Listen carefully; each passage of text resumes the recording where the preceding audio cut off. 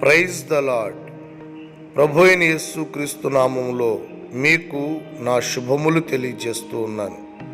ఈ దినము కొరకు సిద్ధపరచబడిన దేవుని వాక్యము యోబు గ్రంథము 22వ అధ్యాయం 27వ వచనం. నీవు ఆయనకు ప్రార్థన చేయగా ఆయన నీ మనవి ఆలకించును. సహోదరుడా, సహోదరి, దేవుని యొక్క సన్నిధిలో మనం ప్రార్థన చేసినప్పుడు నిశ్చయముగా దేవుడు మన మనవిని ఆలకిస్తారు.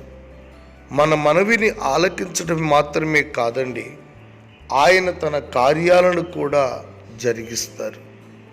దేవుని యొక్క హస్తము చాపబడి మీ కుటుంబంలో, మీ జీవితాలలో మీరు చేసిన ప్రతి ప్రార్థనకు దేవుడు నిశ్చయమైనటువంటి జవాబునిచ్చి మిమ్మల్ని తృప్తిపరిచి ఆదరించి మీకు క్షేమాన్ని, సంతోషాన్ని, నెమ్మదిని, ఆనందాన్ని కలుగు చేస్తారు. అయితే కొన్నిసార్లు మన ప్రార్థన వినబడినట్టుగాను, మన ప్రార్థనలు దేవుని సన్నిధికి చేరనట్టుగాను, మన ప్రార్థనలకు ప్రతిఫలం రాకపోవటం అనేది గమనిస్తూ ఉంటాం.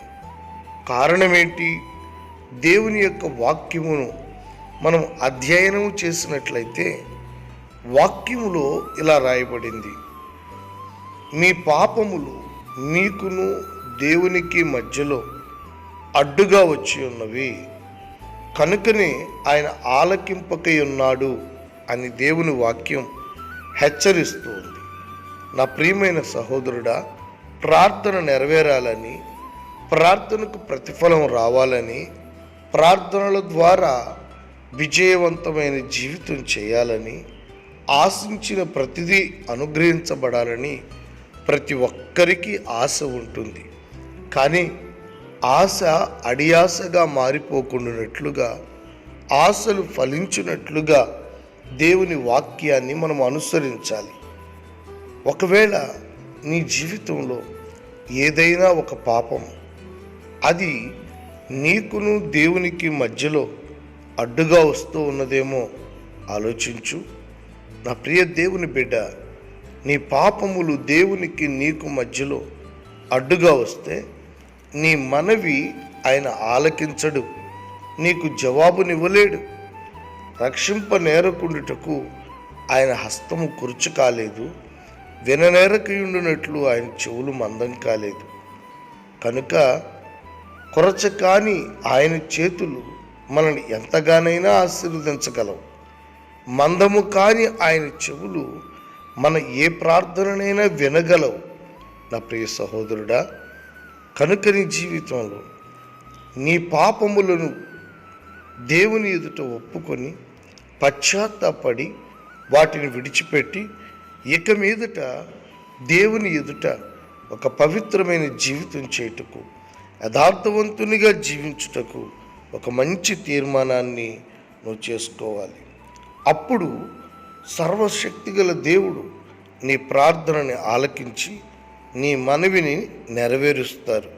అట్టి కార్యము నీ జీవితంలో, నీ కుటుంబంలో జరుగునుగాక. నాతో కలిసి ప్రార్థనలో ఏకీభవించండి. మనము కలిసి ప్రార్థన చేద్దాం. పరిశుద్ధుడు అయిన తండ్రి, మహాగణుడానికి స్తోత్రాలు. మా మనవిని ఆలకించి మాకు సహాయం చేయుటకు సిద్ధంగా ఉన్న తండ్రి, మా సహాయకుడు అయిన మీకు కృతజ్ఞతాస్తుతులు చెల్లిస్తూ ఉన్నాను. నిశ్చయముగా ప్రభువా, మా ప్రార్థనలో అంగీకరించే విధముగా మీరు మాకిచ్చిన హెచ్చరికను తండ్రి నిశ్చయముగా పాటించు వారికి ఉండటకు సహాయం చేయండి.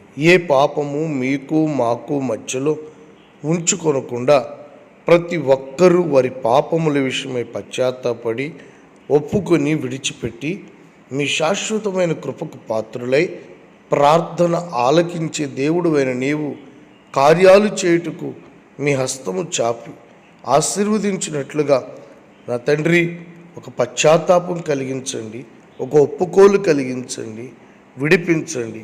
నీకు అప్పగిస్తూ ఉండగా కనికరించండి, పరిశుద్ధపరిచి ప్రార్థనలు నెరవేర్చమని యేసు నామములో అడుగుతున్నాము తండ్రి. ఆమేన్.